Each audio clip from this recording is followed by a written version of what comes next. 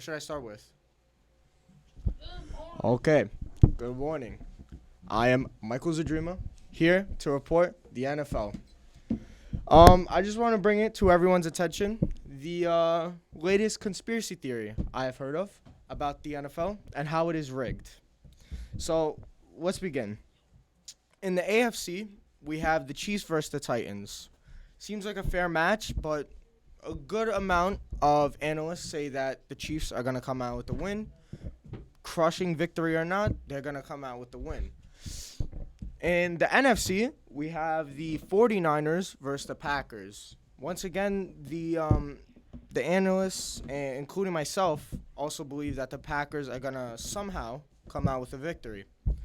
Now, if you're an NFL fan and you know your NFL history, in the first ever Super Bowl, the teams were the Chiefs and the Packers. Now, if you know more about your, I guess you could say history again, the trophy that you win is the Vince Lombardi trophy. And who was Vince Lombardi? He was the coach for the Packers when they won their first ever Super Bowl. The first ever Super Bowl. And the theory goes like this. Since it is year 100 of the NFL being founded, many speculate, including myself, that the refs are going to somehow rig the games to bring the Chiefs and the Packers into this Super Bowl match. Now, you may be asking, why would they do that? You know, bigger names like the Patriots or the 49ers, shouldn't they win? It's all about sales.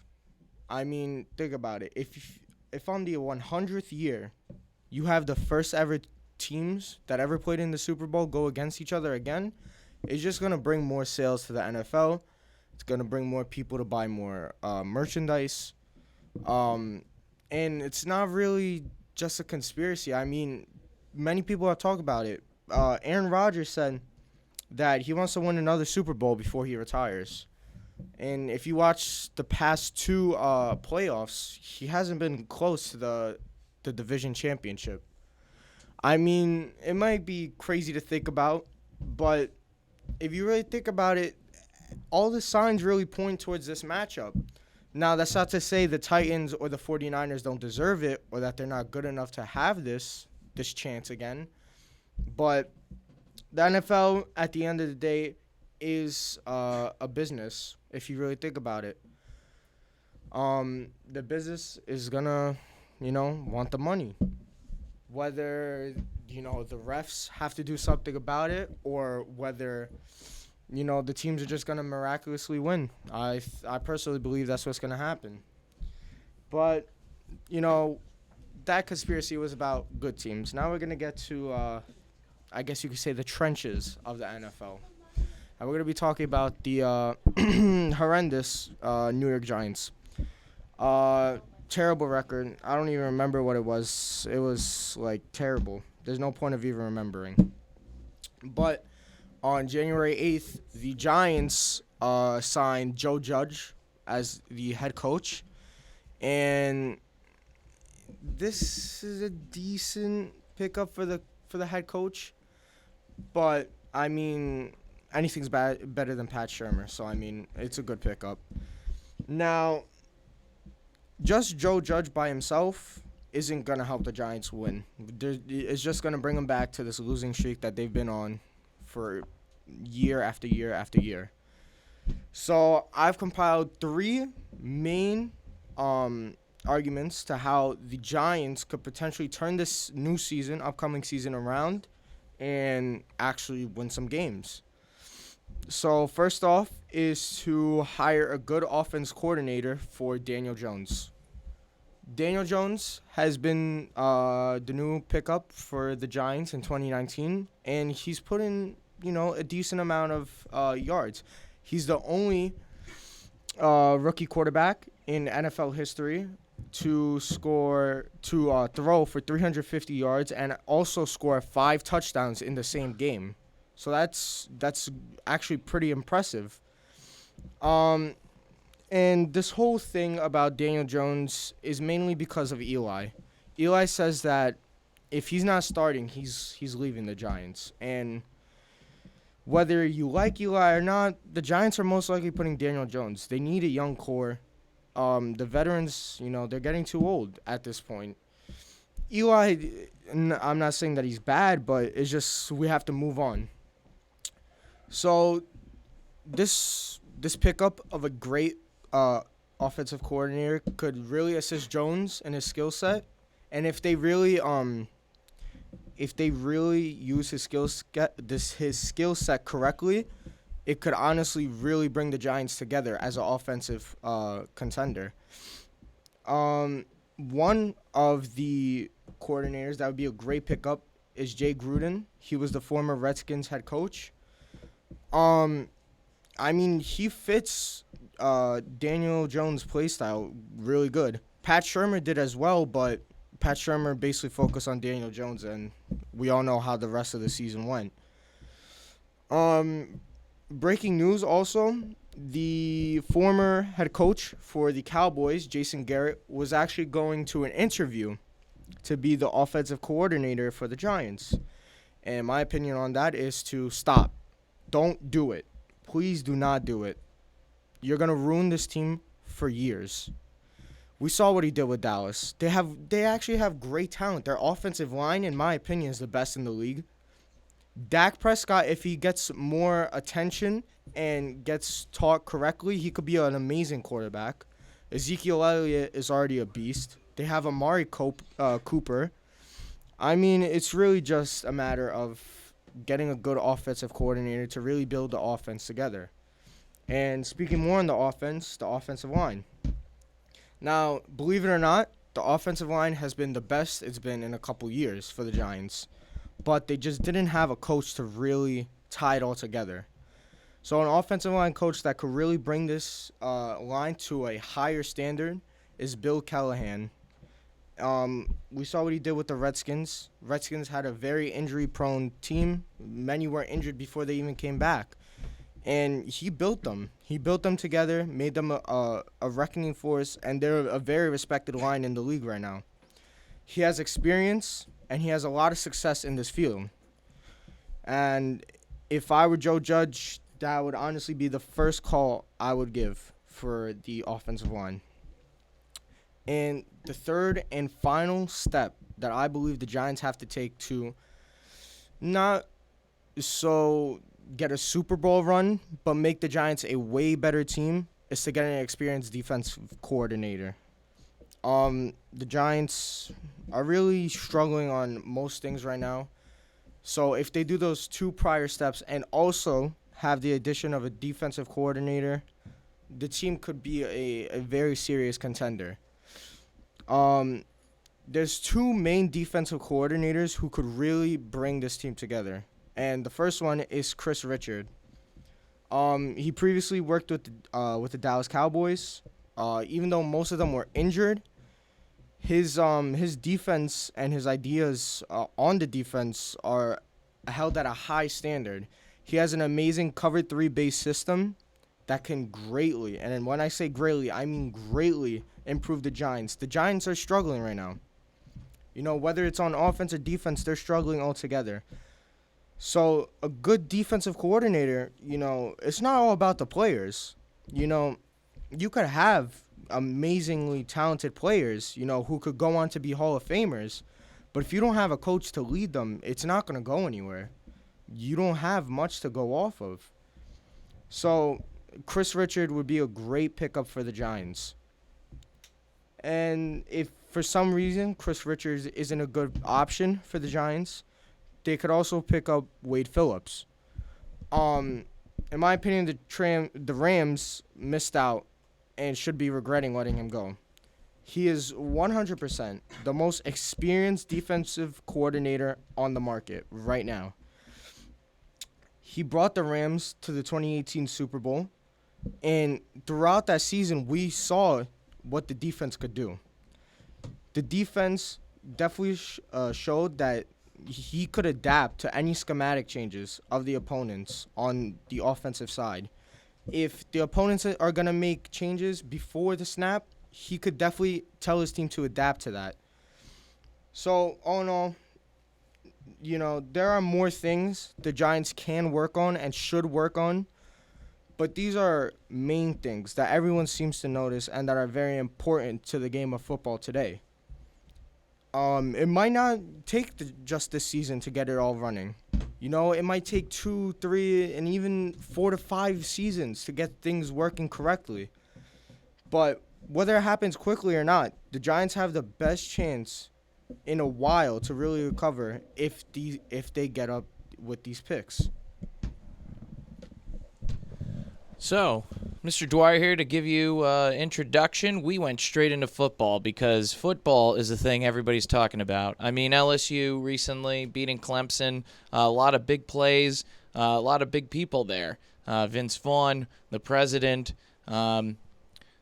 Louisiana. It was just a lot of big people you wouldn't expect, and it was a heck of a game. And the NFL has just been showing up over the weekend. We had Mr. Piro's picks, and he was 3 for 4, so that's a failing grade in my eyes. And well, I'm just kidding. I don't think anybody expected the Titans to do what they did, which was phenomenal. Jackson did as much as he could, but it was crazy. I just wanted to tell everyone that these introductions were keeping you on your toes. We're getting right into the discussions, and we're happy you're all listening in, especially during these midterms weeks where most people are going to be studying and have the game on in the background over the weekend. But we're going to keep talking about this, the NFL, the future, the present, and what we expect. Hey everyone, this is Colin here, and what I'm going to be doing today is I will recap all the 4 divisional round games from that last weekend. And those were 4 great football games that were played, but I'll start off with the first game that was played the weekend with the Minnesota Vikings versus the San Francisco 49ers. Now, a lot of people thought that the 49ers were going to win this. They were heavily favored in this game. But actually, the Minnesota Vikings kept it close within the first half. Within the first half, it was only a field goal game. But however, then once we hit the second half, the 49ers really broke away. And the main reason for this was their defense. Their defense only allowed 21 rushing yards, and that's major for them because Dalvin Cook has been doing well all season. And they only allowed, from what I've read, it was 5 first downs. So just an overall dominant performance by the defense. Now, if you're looking at the 49ers offense, though, I don't think they were that impressive, to be honest. I mean, Jimmy Garoppolo, he just basically game managed this game. He only had about 131 passing yards. And I think that for the 49ers going forward, I think they're going to need more out of Garoppolo because as time goes on, especially with them versus Aaron Rodgers next weekend and Patrick Mahomes possibly in the Super Bowl, I think they're going to need better play out of Garoppolo. Now, they were able to win this game, but don't forget about the fact that the Vikings were injured. But, I mean, overall, this was a game that the 49ers were supposed to win, and they did win. But now, moving on to the most surprising game of this weekend, and maybe even the whole entire playoffs by far, the Tennessee Titans and the Baltimore Ravens. Now, the Titans actually ended up winning this game. Now, no one saw this coming, but the reason why they won this game was because of none other than Derrick Henry. Derrick Henry was phenomenal in this game. 195 rushing yards, even threw for a pass and touchdown. That's only one less than what Tannehill did. But moving off of that, Lamar Jackson, the MVP candidate, just didn't do that great this game. He ended up having 3 turnovers, 2 interceptions, and 1 fumble. And I think not a lot of people were seeing that kind of performance out of Lamar Jackson. There was a lot of hype surrounding this team, and I just think it got to them. The Titans executed the perfect game plan. They were able to hold them on defense. As you can see, the Ravens only scored 12 points. But I think one of the major reasons why the Ravens ended up losing with this game is because they went for it too many times on 4th down. There were 2 instances in particular. The first time, they went for it in their own territory, and they didn't end up getting it on 4th and 1. And as the next play right after this, the Titans ended up scoring a touchdown, like a 50-yard pass and touchdown. So you have to think about that. That ended up giving the Titans an extra 7 points than what they really should have had. Also, another instance later on in the game, it was 4th and inches, and they were in field goal range. They also went for it. They didn't get it. Now, that was the difference of 3 points. And if you take away all those points, it would have only been a 1-possession game. So I think a part of that has to go on the coach in there. Because, I think that, especially when it's playoff time, you should try to lean towards playing it safe more. But, I guess the Titans just got overconfident in this game. The Ravens got overconfident in this game, and the Titans just really came out and exposed that. And the Titans are going to be moving on to the AFC Championship game. But who will they be playing? Well, we'll get into that now. The Texans and Chiefs played each other in an instant classic on Sunday. Now, the main consensus was the Chiefs were going to win this game, but however, the Houston Texans jumped out to a very early 24-0 lead. And most of this because of special teams miscues and all that, but I think that most people thought that there's no way the Chiefs can come back from this, right? Well, they did. The rest of the game, the Chiefs went on to outscore the Texans 51-7. That's insane. They scored a touchdown on 7 straight possessions. I've never seen anything like that before in a playoff game. Patrick Mahomes, who I think at this point is no doubt the best quarterback in the NFL, came through 321 passing yards, 5 touchdowns, 0 interceptions. And I think that Patrick Mahomes is really the main reason why they won this game. Now, the Texans, I think, just basically pulled the Atlanta Falcons, choked that game away. But, I think that it's hard to do that. The Chiefs remind me a lot kind of like the championship Golden State Warriors in the way that you could be down by 20 points to them, but really all it takes is a couple minutes for them to come back. And I think that, for Kansas City, their offense is just entirely clicking, and it really isn't a problem with the cold weather because they can just bring that passing game in any weather in Kansas City. And, I mean, honestly, this team is scary. I think they're looking like the best team in the NFL right now, if you have to ask me. And just for the Texans, that's a very hard loss to get by. I mean, I think they're going to need to make some changes this offseason, because clearly the defense wasn't able to hold up. Like, they allowed 51 points to the Chiefs. If you're a Texans, you cannot do that. And I just think that the Texans need to, work out some issues and maybe even fire Bill O'Brien. I saw people throwing that around. I mean, I think they should maybe look into it because, I mean, just the fact that you gave up that lead, I think that's unacceptable. But now, moving into the last game of the weekend, the Packers and the Seahawks. The Packers ended up winning that game 28-23. Now, this game, the Packers kind of dominated for most of it. Devontae Adams came through with 160 passing yards. If you just look at it from just the stat sheet, Aaron Rodgers didn't look like he did a fantastic job. He looked like he did good. 242 yards, 2 touchdowns, but when it really mattered the most, and this was a one-possession game in the fourth quarter, Aaron Rodgers came through. There's multiple third downs, and really when the Packers needed him, Aaron Rodgers made that throw. And that's what he's just been doing his whole entire career, to be honest. I mean, the Seahawks should be proud of themselves for getting this close in this game because, I mean, they suffered a lot of injuries on offense, especially the running backs. I mean, just the fact that they were able to make this game close, I think that says a lot about this team's character. And, maybe if they were healthy, they wouldn't beat Green Bay. So I think if you're Seattle, you're optimistic looking into the next season. And if you're the Packers, I think it's also good too because you saw that when you really need your offense to perform the most, they ended up coming up. So, all in all, great weekend of football, and that will set up Titans versus Chiefs in the AFC Championship game and Packers versus 49ers in the NFC Championship game. I can't wait to see what happens. I'll get into my predictions later, and we'll see what happens.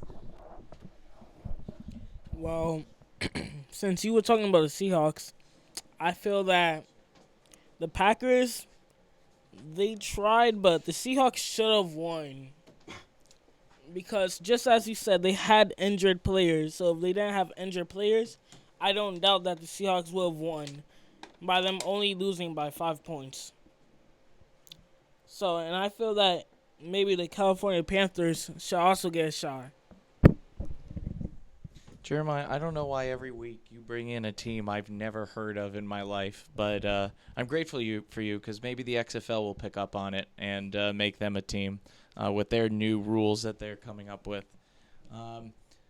Speaking of new teams, there's been new deals and there's been new firings, and the MLB has been hot with the button to get rid of people. I smell Mr. Beltran's seat getting a little warm out in the Mets field. That could be a good thing in the long run. That's only my prediction, being a very quiet Mets fan. But we don't know. There's a lot of things going on, good, bad, and we're gonna go and spread that discussion around. Hello, this is Chris here. And, there's been a lot of news in baseball since our last podcast. In fact, there was one trade that happened right after our podcast, like literally 20 minutes right after our podcast. And it was a trade that involved the Tampa Bay Rays and the St. Louis Cardinals. So, like 20 minutes after our podcast, I found out that top prospect in the Rays organization, Matt Liberatore, was going to St. Louis. The question was, what were the Rays going to get back? Now, Matt Liberatore was a top prospect in the Rays organization, taken in, I think, the 2018 MLB draft. He's 20 years old, has a fastball that can reach 95, also has a plus curveball. That's his best pitch. Top prospect for them. And it turns out the Rays are actually getting back Jose Martinez and a draft pick. They're also getting back Randy Rosarena in exchange for Matthew Liberatore, another draft pick, and a catching prospect who, not really a high prospect, not really highly touted prospect, but just another piece that the Cardinals get back. So the Rays are getting Jose Martinez. That's the big piece of the trade. This guy is nothing but a DH, and he's a pretty good one. He had a really good year in 2018, batted .305 and 500, over 530 at bats. In 2019, a bit of a down year compared to 2018. Batted .269 in 334 at bats, but a solid hitter. He's only known for his bat. He plays terrible defense, and now he's going to the American League where the designated hitter is present. So I would expect for him to get most of his games at designated hitter. Plus, the Rays are losing Jesus Aguilar. And if they want to play him in the outfield, you can go ahead. I think losing Tommy Pham, this is definitely a good replacement for him, especially with the bat. But for Matthew Liberatore, you may argue, why are you giving up a top prospect? Well, the Rays have a lot of young pitchers. They have Blake Snell, who they're committed to, Tyler Glasnow, Yanni Chirinos. They have Brent Honeywell coming up. They have a lot of these young pitchers. And they're a team that's known for pitching, so they can afford to give up a prospect for something they need more of, which is more hitting, especially losing hitting, by trading guys like Tommy Pham and also losing Avisaíl Garcia to free agency. They definitely needed to do this. Now for the Cardinals, this trade makes sense for them, a lot of sense, because they had a lot of outfielders. They had Randy Rosarena and Jose Martinez, who were great outfielders, but they're great players. But they already have Harrison Bader in center field. He seems like he's going to be the center fielder for the future. Tyler O'Neill, Dexter Fowler, who they're committed to as well. They have a lot of these outfielders. They can afford to trade one or two actually, for something they need more of as well, which is more left-handed pitching. They needed left-handed pitching significantly, and they got that. And I think he's still a couple years away, but he's looking like he's going to be a solid pitcher for years to come. There's also rumors that they might want to include him in a trade for Nolan Arenado, right? Because they're almost at the top of that list for teams wanting to get Nolan Arenado. And the Rockies, everybody knows the Rockies for being for that Coors effect, and it's a terrible Coors Field is a terrible ballpark for pitchers to pitch in. But if you're a hitter, it's like it's amazing because the ball flies over there in Colorado. So they might want to stack up on these young, talented pitchers to get better, so they can have a good core of pitching with a great offense. And you're going to get a lot back for Nolan Arenado as well. You're going to get some young, talented hitters as well. So, I could see a trade definitely happening between those two. But let's get into the real meat and bones of the baseball rumors this past week. And that is that the Houston Astros have gotten punished for cheating in the 2017 season. This is literally what everybody's talking about in baseball. It's been just the news for the past 2 months. And if you ask me, I think they deserve it. You should never cheat. They gave baseball a bad name, right? They gave baseball a bad look. You shouldn't be cheating, especially the fact that you won the World Series that year. I don't care if they don't. I don't care if they take away that championship or not. I don't know if you're an Astros fan. I don't know how you could feel glad that you won that World Series. I don't know how you could feel satisfied knowing that your team most likely cheated. It's like I don't care. I wouldn't be celebrating it. And that's the point. It's like cheating, yeah, sure you win, but does it really feel good to win that championship knowing that you cheated your way there? I don't know. I don't think it feels good. And they deserve to get punished. And they got pretty much the worst punishment they could possibly get. People are saying, they should take away the championship, but like I said, I mean, it's like you're already taking away the championship because everyone's already unsatisfied because they found out the Astros cheated their way to a championship. It's like taking away the championship already.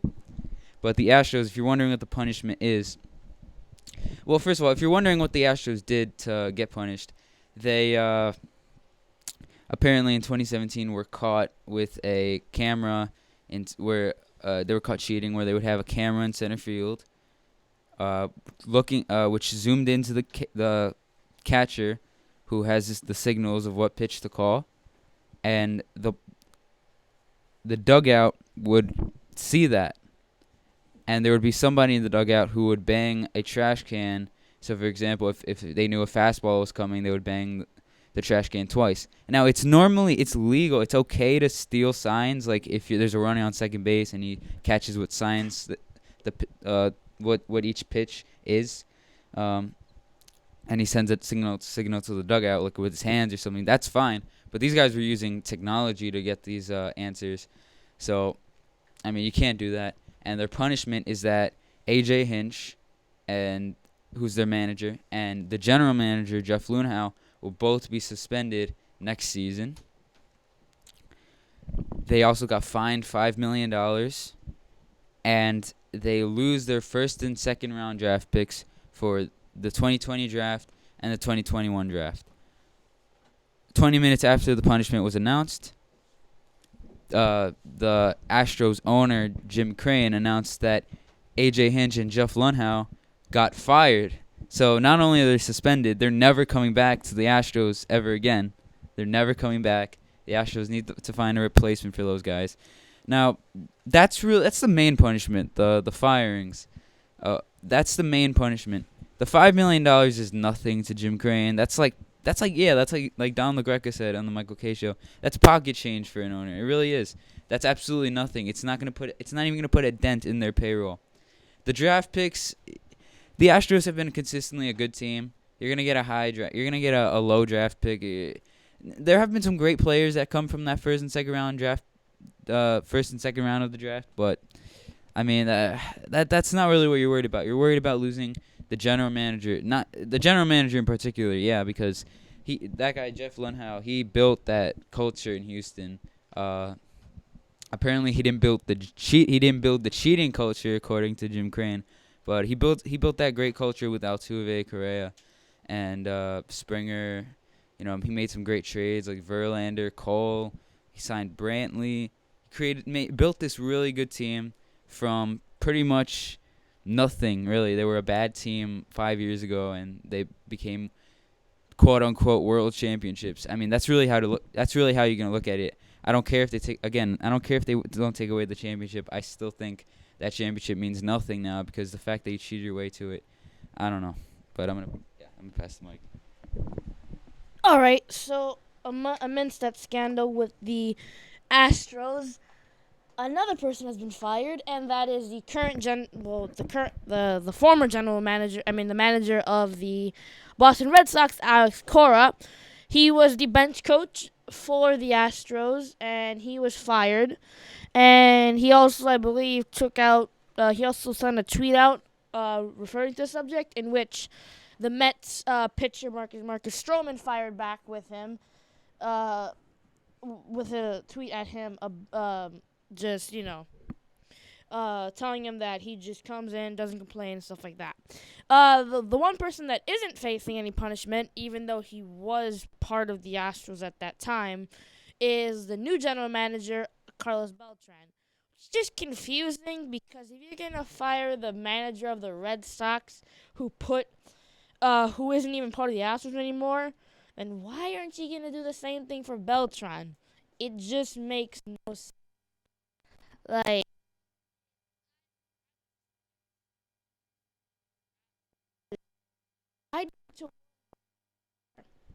and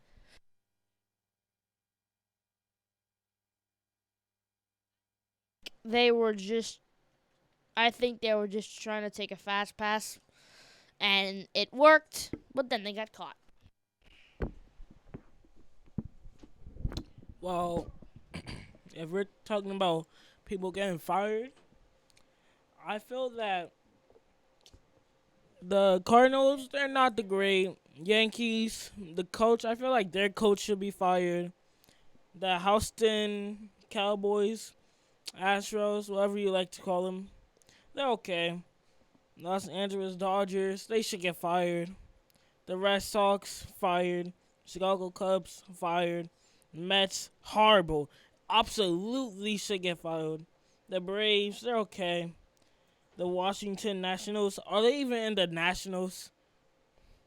The Twins, they're okay. The Angels, I like their coach. They were good. The Blue Jays, are they even birds? Do they even fly? The Brawlers, nah. Philadelphia, they're okay. The White Sox, they're horrible. Okay. Jeremiah. Thank you for your opinions on each and every team. Thank you for attacking my Mets. I appreciate it. It's pronounced Brewers. But thank you. They're not drunk. Okay, let's keep going with this. All right, hey everyone, this is Colin again, and I just want to go back to the Houston Astros scandal, and I want to talk about it from the perspective of a New York Yankees fan. Now, I'm a Yankees fan, and if you recall, this season was the season in question is a 2017 season, which they got punished for. Now, in this season, the Yankees actually played against the Astros in the ALCS, and you may be wondering what happened here. Well, the first game, both of these.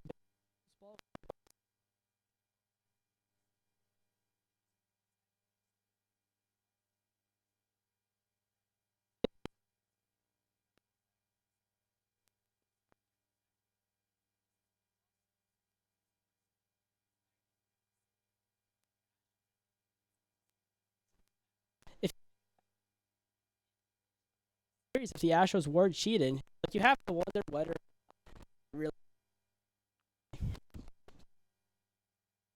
you may wonder if that really played a factor in the game played. Look at games, pitches and cheated. From that perspective, like that might have cost the Yankees a trip to the World Series, and they maybe even could have won it if they beat the Dodgers. So, as a Yankees fan, by hearing this news, you just have to be outraged because I mean, you really could have been costed a World Series trip. Yeah, I totally agree with that. Also, not to mention the fact that I noticed, well, I also listened to David Cohn talk about this, but the way how the Astros were, they looked like professional hitters in Houston, but once they get to Yankee Stadium, they're swinging at these breaking balls in the dirt. CC Sabathia looking like he's 26. Masahiro Tanaka looking like an ace. Sonny Gray looked actually pretty good compared to his entire career in pinstripes besides that. And, I mean, they're swinging at these breaking balls in the dirt. They did not look like professional hitters at Yankee Stadium. Now, I understand it's Yankee Stadium. It's the playoffs. It's cold. Obviously, Yankees, that's their home, so they're going to feel comfortable there. The Astros are from a hot climate area, so it's kind of new to them. It's kind of different for them, but it's still, you still, like the Boston Red Sox. I understand the Boston Red Sox from a cold climate as well. They kind of understand what it's like to have a postseason like the Yankees, but they were like, they scored 16 runs in 2018 in that game at Yankee Stadium. They were hitting. They had professional at-bats against the Yankees pitchers. But apparently the Red Sox have been accused of cheating as well. It's not official yet, but now you got the Red Sox firing Cora because, they're firing Cora. They're probably They probably feel like they're gonna be guilty. I don't know what's going on, but yeah, it's really interesting. Yeah, Matthew Ventura on the mic. And as a baseball player right now, playing for a high school and travel team, I can tell you that when it's a one-run game and you have another team's signs down to a T, that right there could just make the difference between winning a World Series and losing one. Now, on a travel team, when you're picking signs, 80% of the time it's not going to be the right sign, and that is because we don't have the same technology that major league players do. So when you have another team signs down 100% of the time, that right there, you have access to you have access to so many things that you can do. For example, If you're on second base and you know that the pitcher's throwing a curveball, you can steal. You could anticipate a wild pitch in the dirt. You could take that extra 90 feet, and right there, when you do that, you're putting your team in a better position to score. And in a one-run game like that, I truly believe that the Dodgers could have overtaken in Game 7 of the World Series had they known the signs. Yeah, and the fact I just want to bring up some other point I was just thinking about right now. Think about the last two times the Yankees played the Astros in the postseason.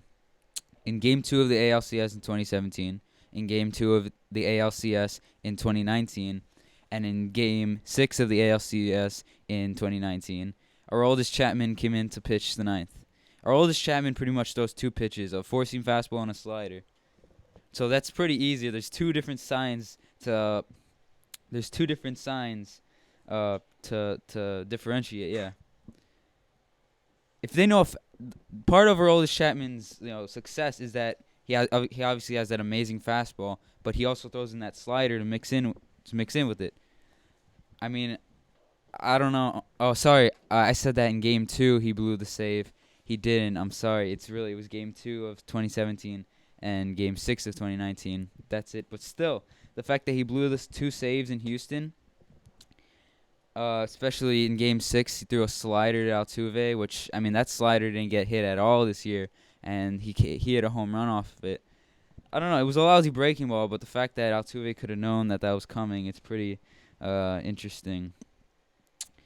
But I just want to change the subject a little bit. Talk about this Josh Donaldson signing, where Josh Donaldson's going to the Twins. Now, if you listened to our podcast last week, I thought he was going to the Washington Nationals. I thought that I mentioned that I thought the Twins would be interested in him, but I said the Twins, they're not much of a money spender. They're a small market team. I didn't think they were going to go that extra mile, although I felt that if they got Donaldson, that would be huge for them. And they did.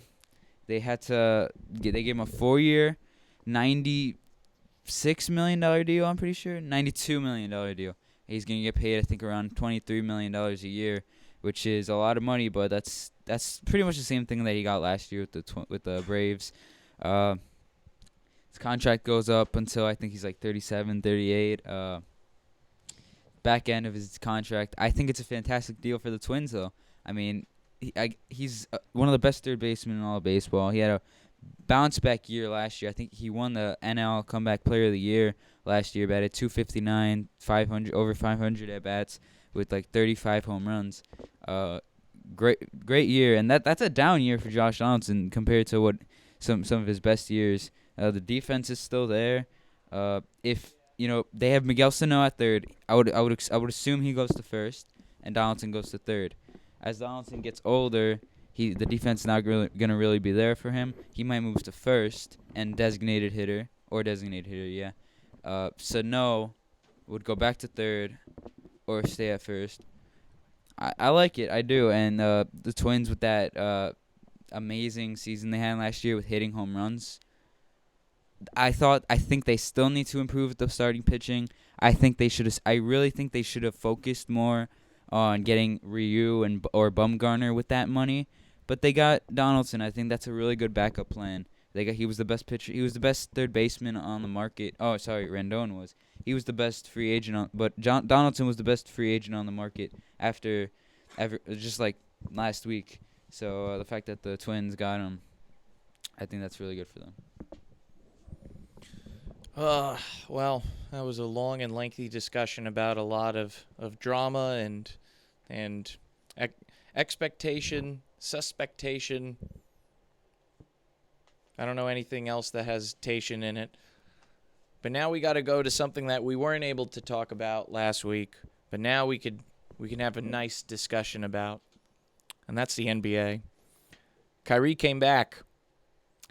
And now we got some analyzing to do with the Nets because Brooklyn is starting to look like they only have a Statue of Liberty, and they're no longer a team.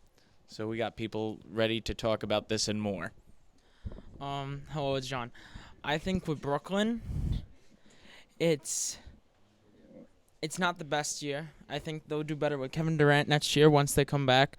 I think Kyrie should be not the leader, but the secondary leader. He doesn't control everything because he's not like LeBron where he brings everyone up. Everyone plays worse. So as you can see, his first night back in maybe 2 months, he dropped like 21, 7, and 5, if I'm correct. And Spencer Dinwiddie, who's been having these past 2 months an amazing time starting, he only had 7, 2, and 2. Now that's bad. And somehow they won that game, I'm pretty sure. And honestly, I don't think it will be a good year for the first year with the Nets, but I think they could do better. I agree with John. My name is James. You can obviously tell the difference once Kyrie comes back. When he was on Cleveland, it was a different story because you had LeBron, the main leader. Kyrie was more of a role player, and I think Kyrie should switch to more of a role player role. He should not be the leader because he only brings the team down. The same thing happened in Boston. But in the playoffs with Boston, once he was out injured, they overall played like 2 times better than their average. And this season now, you can tell, obviously, that the Celtics are playing better without Kyrie Irving. Because their record last year, I would say, I think they just made the playoffs, if I'm pretty sure. And this year they have the record of 27-11 with Kemba Walker and everybody. And Jason Tatum just scored a career high 41. So they're showing improvement. Last year before that, now he's dropping 30-point games. And the year before that with Kyrie, he was only dropping 20-point games, 16-point games like his rookie year.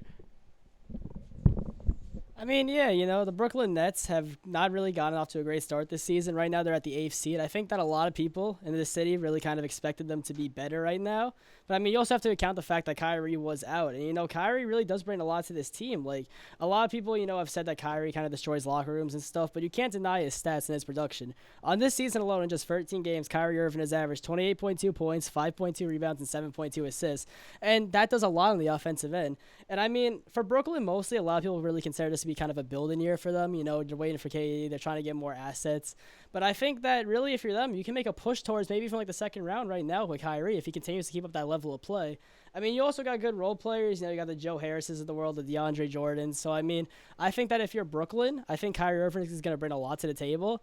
And I think that, I think that you should be more optimistic right now because, I mean, I don't think it's going to be that hard to move up that much in the standings. I mean, they're only half a game out of Orlando. It's going to take some work to get up to the top 6 in the East because the top 6 is really good. I mean, Philly, Indiana, Toronto, Miami, Boston, Milwaukee. But, I mean, I think this group definitely could do it with Kyrie leading them. And, I believe for the first year it is a down year. Kyrie's putting out great production, but personally I feel like he can bring everyone up with that same production. I wasn't saying that he was a locker room destroyer. I feel like he's fine from what his teammates in Boston were saying, and I feel like DeAndre Jordan should be starting right now. He is a role player now in his career. He's not like a star like he used to be, but he is, I think, one of the best shooters of all time because he's the all-time leader in field goal percentage. And he does grab 14 rebounds and like 12 points off the bench. And Jared Allen's a great shot blocker, but I think he needs to work a little bit more. I agree that Kyrie does not destroy the locker rooms, but he's not the best leader that he can possibly be. And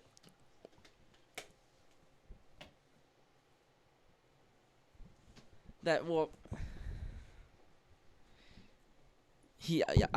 I personally I prefer him as a role player because it's obvious that the team does way better when they're without Kyrie, but once Kevin Durant comes in, he could be more of a leader, and Kyrie can be more of a role player. It'd be a better season next season when Kevin Durant is back. But in either way, Kevin Durant by himself can just come back from a 15-point deficit. He can just destroy everyone on the court. You have seen it in the finals With Kyrie, I believe that he is still a star in the league, but his role is significantly turned down from leader to secondary leader, but not as big as a leader. Guys, excellent discussion about how Kyrie Irving should go to the hoop more like Allen Iverson and roll upon the floor. That's a role player, I believe. I'm sorry for the joke. Speaking of roles, what the heck is the role of certain players in hockey? Are they defensemen? Are they offensemen? Are they both? And what does a goalie do different from a soccer goalie, aside from score? We're here to find that out. First of all, I want to say thank you, Mr. Dwyer. It's Keith. I want to say thank you for disgracing my team. That's who led up the goalie goal, so thank you for that. So first thing I want to say is we have big news coming out of Vegas right now. They're going to fire their coach, Gerard Gallant. So this was a firing that really took me by surprise. Vegas was a team, this is their second team in the NHL, came in their first year, made it to the Stanley Cup Finals, which was surprising. No one expected it. Last year, they Game 7 versus San Jose, first round, a major collapse. They gave up 3 goals plus an overtime goal in less than 5 minutes. It was just chaotic, pretty much. And so him being fired was very surprising because they didn't have a legacy of failure where, okay, maybe it's time for a change. We need to see someone new for the playoffs. And the other thing was they're not a bad team. Right now, they're only a couple points outside of top place in the Pacific. The problem is they're just in a really good Pacific division where they're tied 54 points for them. They have 54 points. Winnipeg has 54. Vancouver has 54. So there's your wild card right there. Then Calgary, Edmonton, who are the top two, who are 3-2 in the Pacific, both have 55 points, and then Arizona, who's the best team in the Pacific, has 57. So there was nothing really wrong. It was a team that was doing good. They were competing. They had skids here and there, but every team's going to have that, and that firing was very surprising. But as one team fails, another team starts to do very well, and that's going to be the Tampa Bay Lightning. This was a team that started the season. They were left for dead. This was a team where Andrei Vasilevsky wasn't performing. The defense was collapsing. The offense couldn't find the back of the net. And now they are back to being one of the best teams in the league, going 9-1 out of their last 10. They had a good game, a nice win streak going. They lost one game. They won again the other night. This is a team to really look out for because they're starting to achieve that upside that they had coming into the season. They might not have a season like they did last year where they were almost coming close to setting some records, but they're definitely a team to watch out for. And then the last thing I want to talk about is the Rookie of the Year race, because we have a couple guys here who no one expected to be here, and that's going to be starting off with Dominic Kubalik of the Chicago Blackhawks. Right now he's 4th in points out of all rookies, but this was a guy who was signed out of the Switzerland leagues. He really wasn't supposed to be anything much. There was questions if he was going to make the roster or not. Now he's on a great goal streak. Guy has 28 points. His last 2 games, he was 2 goals. He was 1 goal shy of a hat trick in the last 2 games. He's been playing absolutely great. The other thing that I really like about him, and you don't see this on the box score, is his defensive abilities. He can back check hard. He doesn't mind getting up to the points. He covers the defenders well on the points, and he breaks the puck out very well. Now, a lot of people will say, well, when you're on the line with Patrick Kane and Jonathan Toews, it's not that hard to do.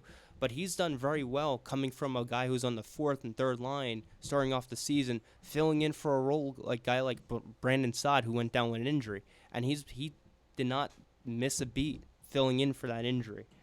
Right now, the best rookie looking so far is Victor Olofsson. He does have an injury right now for the Buffalo Sabres. 35 points. He's looking like a great forward right now. 16 goals, 19 assists. He doesn't take too many penalties. He's a kid with some promise. He has some good upside. And then number 2 in points is Cale Makar. Now Makar is a defenseman. Last year he had some playoff experience with the Colorado Avalanche, which was nice. He's a guy who I think that his points are a little bit inflated because of the team he plays on. He plays on one of the best offensive teams in the league with some of the best offensive players with the Colorado Avalanche. He's very solid. I think he's gonna develop into a good two-way defenseman. He's on pace for that offensive side. And I think if he could just tighten up that his defensive end of his game, this is gonna be a guy who's gonna be dangerous for years to come. Now, third place in points, Quinn Hughes, Jack Hughes' brother, the one who was supposed to be the bust, is now really looking good on a Vancouver team who has dramatically turned around from a couple years ago. They have a lot of young guys coming up. They're developing a decent goalie in Datcher Demko. They have some good forwards, Elias Pettersson, Brock Besser. Those are guys that are going to be used to built for going on forward, and that's just a team that in the next couple years they look scary because they have a decent amount of cap room. However, those players are going to want the big bucks to continue their pace. Oh, hockey. It's unfortunate that not enough Americans are as interested in such a sport where it's basically ice skating with a little bit of murder, and no deaths. So it's that time. Hedge your bets. What are we thinking? What's the predictions for the NFL playoffs? All right, this is Colin again, and right now I'm going to give you my not-so-expert NFL picks. Now, starting off, we have the Titans and the Kansas City Chiefs in the AFC Championship game. Now, the main question all of America really is wondering, can the Tennessee Titans really do this again? Now, they beat the New England Patriots and the Baltimore Ravens, and they just utterly dominated them defensively. As you know, the Titans only ended up allowing the Patriots and Ravens 13 and 12 points collectively. And, I just think that I don't know if they're going to be able to do it against the Kansas City Chiefs. The Kansas City Chiefs are an offense like anything we've ever seen in the way of how explosive they are. Tyreek Hill, McCole Hardman, Damian Williams as a running back. And I just think that I don't think that they're going to be able to do it again. I mean, eventually this defense is going to get gassed. They've been playing for already now. It's going to be they've just been playing for they haven't had a bye week since their bye. Back in whoever knows when during the regular season. And the Kansas City Chiefs just recently were rested. And I think that what you saw out of them against the Houston Texans was unreal. They came back from a 24-point deficit, and I just think that team can really get hot at any time. So the Titans are going to need to play a perfect 60 minutes against the Kansas City team to beat them, and I just don't know if they're going to be able to do that. I mean, it really all depends on if the Chiefs are going to be able to stop Derrick Henry as well, who, has been going off, 3 straight games actually at 180 yards, and that's an NFL record. And, I mean, the Chiefs have a good defensive front. I mean, I don't know if you're going to be able to stop Derrick Henry, but I don't know if it's really going to matter because Ryan Tannehill, I just don't think he's going to be able to outthrow Patrick Mahomes. I mean, he's Patrick Mahomes. So I'm going to say that I think that the Chiefs win this game. Maybe I'm going to say a 2-possession game. I say the Titans can maybe hang around for a little bit, but it's going to get to a certain point where the Chiefs are going to start clicking on offense, and it's going to be over for the Titans. So I have the Chiefs moving on to Super Bowl 54. Now, the NFC Championship game, the Green Bay Packers and the San Francisco 49ers. Now, a lot of people have seemed to just kind of written this game off as San Francisco is going to win. But I'm actually going to go in an upset pick here. I'm going to pick the Green Bay Packers over the San Francisco 49ers, and I'll tell you why. Now, as I said earlier before when I was recapping the games, when the 49ers played the Vikings, Jimmy Garoppolo didn't do that great, 131 passing yards and all. But, I mean, if you're going up against if you're comparing Jimmy Garoppolo and Aaron Rodgers, Jimmy Garoppolo just doesn't compare to Aaron Rodgers. Aaron Rodgers had so many of these situations before in his career where many people didn't really think he was going to come out with a win, whether it was regular season or playoffs, and he just did. Aaron Rodgers can really make that throw at any time to kill you, and I think that although the Packers may not have a more talented squad, I think that when it matters most, I trust them more than the 49ers, and especially in a late-game situation. Now, the 49ers defense is really suffocating, but the Packers don't have that bad of an offensive line with David Bakhtiari, Pro Bowler. And I think that one of the biggest factors in this game is going to come down to Aaron Jones, the running back for the Packers. He's kind of flying under the radar most of the season, but he actually has been in some really good production. Green Bay hasn't had a running back like that in a while, and he's actually a legitimate NFL running back. And I mean, the 49ers also have good running back personnel as well, but I think that I could see this being a close game. Now, I know earlier on in the regular season, these two teams played, and the 49ers, simply put it, killed them. But I think that this time around, the Packers are going to play with a higher sense of urgency, and I can see this being a very close game down the line. And I just think Aaron Rodgers is going to make that throw to end up helping them win.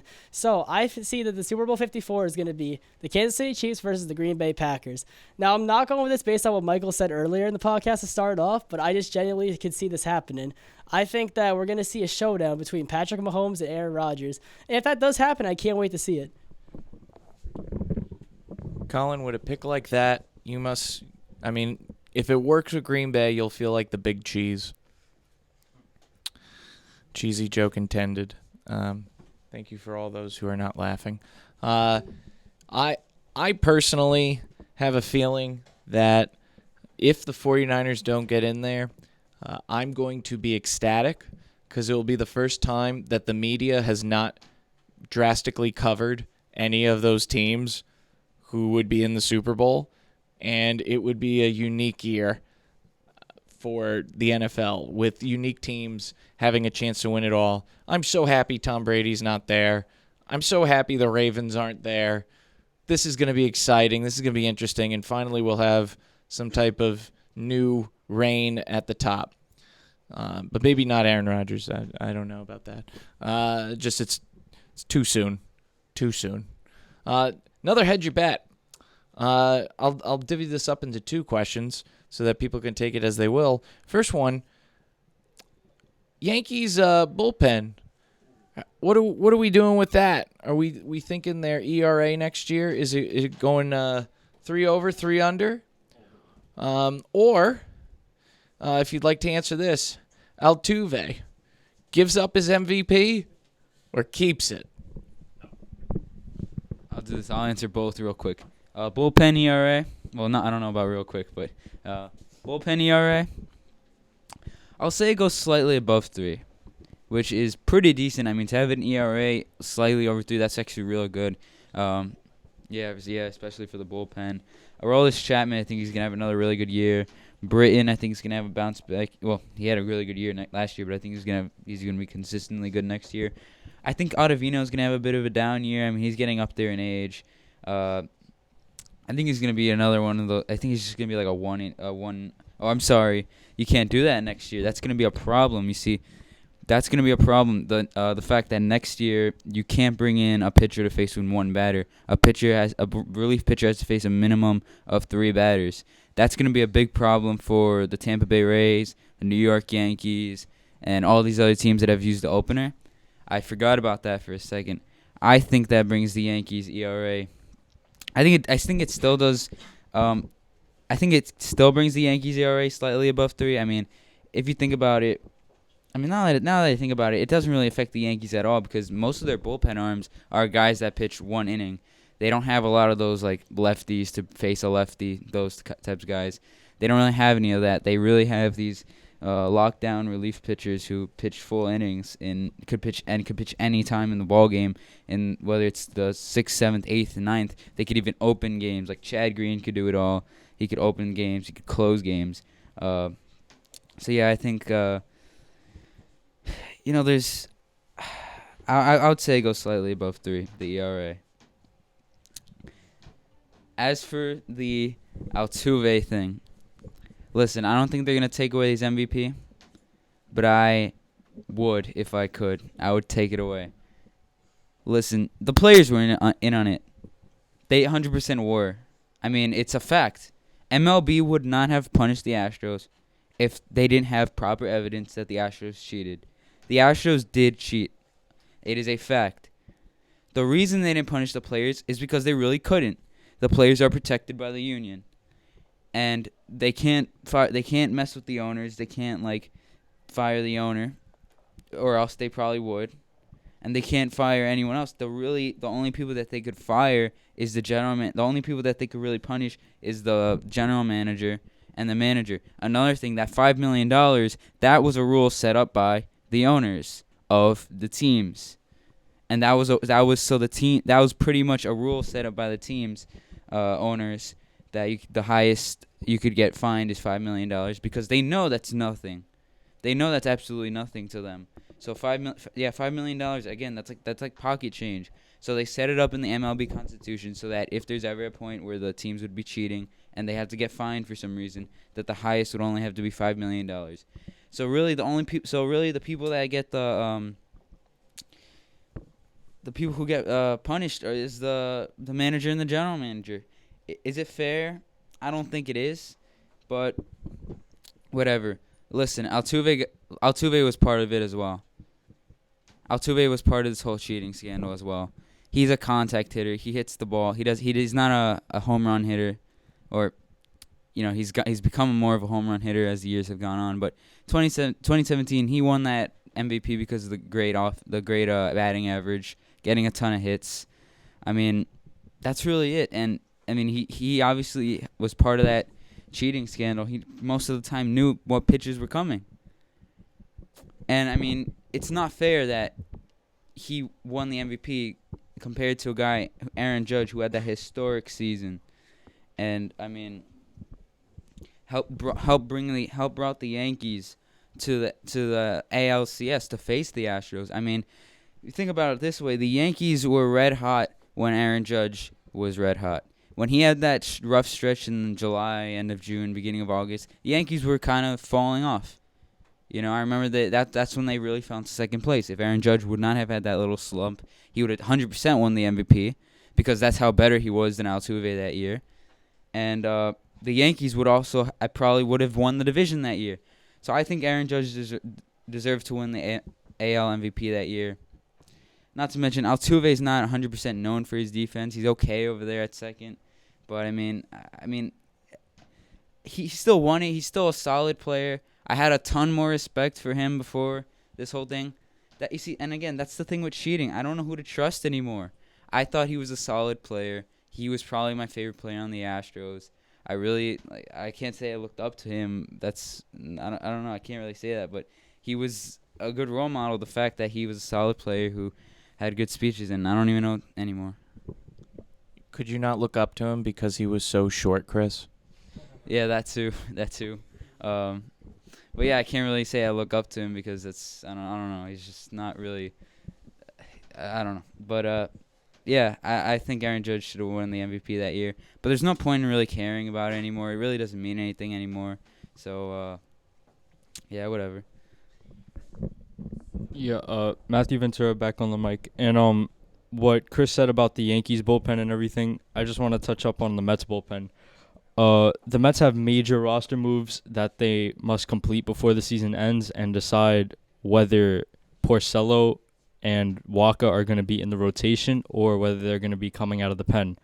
Now, in the Mets pen, we have Edwin Diaz, Jerry's Familia, and then also another addition, I forgot who. But the Mets are going to have to decide who they want in that pen and who's going to be in the rotation. Seeing that Wheeler left and he's on the Phillies now, we're not sure who's in the rotation right now. But as a prediction, I would say Jacob deGrom in the beginning, Noah Syndergaard, Steven Matz, and Porcello, and then Waka. And then in the pen, we would have Edwin Diaz and Jerry's Familia to close it out in 7th, 8th, and 9th. And then as middle relief, Seth Lugo and Robert Gazelman. Seems like a pretty good pen, but as long as the injuries stay below the sea level, then obviously the Mets can have a good year. But that's always been something that haunts the Mets for who knows how long now. It's tough being Mr. Schoner. We all know it, being a Mets fan and joining him there. At least they got Syndergaard for a year. That's something very positive. And, I mean, in a unique fashion, I mean, getting rid of Frazier is probably better for the team in the long run. It's unfortunate because he's so good defensively, and just the bat was not there to get on base. When he was hitting in the clutch, he was great. Getting the ball in the air to bring people in was wonderful. But, yeah, so he's going to be a Ranger. But I guess we'll look for the future for that, which then makes us think about the Yankees and catchers. Sanchez, someone to back him up. What are they thinking about in case we get more injuries, or even worse, he hits another streak of not being able to hit? Well, after about 50 games, Sanchez is probably going to get injured. So they're probably going to have to bring in the backup to start. They have 3 options right now. One of them is good. 2 of them are old as dirt. You got one, which is the good one, Kyle Higashioka, the best catcher on the Yankees, in my opinion. He's really good with the glove. His hitting, he hits in streaks mainly, but he can get around a 250 average, and he does hit for power. And then they have Eric Kratz, who's about 38, and I don't remember the last time he played, but with age, it doesn't get better with catchers. And then they have Chris Iannetta. He had a decent season last year. He hit 222, but I don't think really he can bounce back, and I think you have to give the backup catch to Kyle Higashioka, as he's shown that he can hit in the major leagues, and you have to give the kid a chance. Well, that's our podcast, folks. We've talked about a lot. We've discussed a lot. We went a little bit over. We started late. We've done everything right and wrong today, and we're pretty proud of ourselves. So thank you so much for listening to us today, especially during this preparation for midterms. And for all you parents out there who occasionally listen to this, thank you for everything you do. And hopefully, as this grows, we will also grow and stop doing these productions within AM Salesian, also known as the closet of the building. We're going to try our best to save up the money, earn some money, move our way outside this, maybe even to the student lobby, maybe even to the senior lobby, and get some video cameras on us so you could actually see what we look like when we talk. Or not, or we'll just cover our faces because, we're embarrassed of ourselves because we're sports fans. So thank you again. You've been listening to the Salesian Sports Broadcasting Podcast. Until not next week, but next time, probably on a Thursday. We'll talk to you then.